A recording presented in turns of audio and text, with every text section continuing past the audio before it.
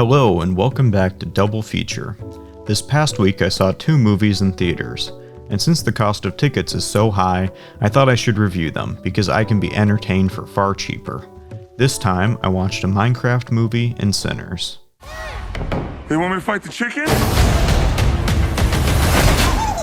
Chicken jockey! A Minecraft movie is the newest meme film to hit theaters, and it's the largest blockbuster of the year so far. It's been weird hearing mainstream outlets and film critics I respect discuss the chicken jockey trend, where teenagers are showing up to the film, screaming, and throwing their popcorn and drinks.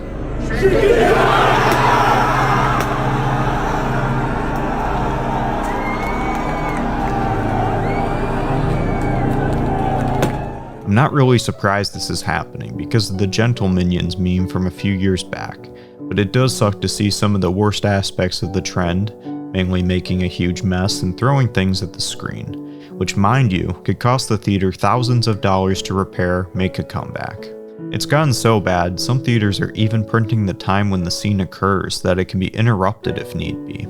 But anyway, the film was directed by Jared Hess, known mainly for Napoleon Dynamite, Nacho Libre, and encouraging kids to go crazy during the chicken jockey scene. Before all of our characters go into the overworld, the mundane small town our protagonists move to and its inhabitants feel very similar to the style and humor of Napoleon Dynamite. Everyone is an endearing weirdo, with a strange job position and even weirder relationship dynamics. The characters, while charming, have little to no depth and are incredibly forgettable. I dare you, if you've seen the film, comment the name of one character that's not Steve or the dreadfully named General Chungus. Our main cast of characters is Boy, Sister, Animal Lady, and Ripped Billy Mitchell. These characters not only lack characterization, but they also serve no real purpose in the movie whatsoever, and are given nothing to do. I've seen people say that each one was supposed to represent a different aspect of Minecraft, with Boy being the crafter, Sister being the combat, Animal Lady being animal husbandry and wolf taming, and Jason Momoa being mining and resource collection. However, they don't even do these things in the film as if they were actually playing Minecraft, with the main boy making up random items that aren't from the game. There's a plethora of things the film could have drew from, yet it feels like the writing team either have never played Minecraft or felt unconfident in delivering a faithful adaptation to one of the most popular video games in history. Unfortunately, the best part of the Minecraft movie is the 2 romantic subplots, with Jennifer Coolidge and the Villager, and of course, Garrett Bobby Ferguson and Steve. Speaking of Steve, Jack Black brings his usual energy and musical inclinations to the role. Even if it doesn't make the film any better, it makes it slightly more watchable. I hope for his sake he can continue to make millions of dollars from being the go-to comedy voice actor for kids' movies. I fear that one day, the School of Rock goodwill he has will fade, and I think people will become sick of him being in every movie. Overall, I'd give Minecraft a 3 out of 10. It's the first ever brain rot movie, and I'm sure that with its success, we will continue to get even dumber films in the future.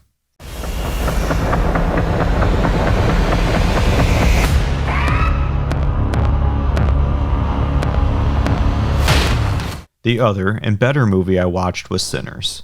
Sinners is an original film from Black Panther and Creed director Ryan Coogler.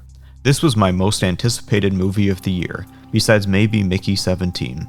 I'm a huge vampire fan, and I was excited to see how they would translate the monster into a 30s southern setting. I'm going to keep this review very spoiler-free and broad, but I cannot stress enough how good this film is. The hype around it is warranted, and if you live close enough to a theater that's showing this in true IMAX, definitely watch it as soon as possible. The direction and cinematography are incredible, with Coogler and the crew constantly showing off their mastery of the craft. Several scenes involved long, complex one-er or continuous shots that allow you to get immersed in the film. The scene that immediately hooked me was when Michael B. Jordan, who's doubled throughout the movie playing twin brothers Smoke and Stack, passes a cigarette back and forth seamlessly between himself. It's a seemingly small gesture, but when you consider the planning and coordination to execute the shot, it becomes real movie magic. Michael B. Jordan, who's starred in every one of Coogler's films, really shines in the lead role.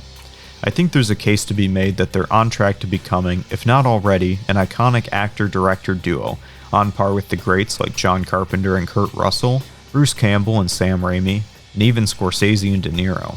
The rest of the cast are also incredible, and breathe life into the setting.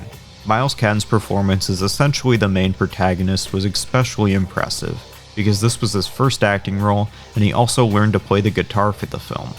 Speaking of music, Ludwig Göransson, who like Jordan, has worked on all of Coogler's movies, composed some spectacular pieces. For a film that's so centered around music, the soundtrack delivers and then some. I've seen people online call this movie basically a concert because of how impressive and intertwined the score is with the movie. The most memorable scene is so clever musically, and the soundtrack combined with the beautiful cinematography truly makes it a transcendent moment.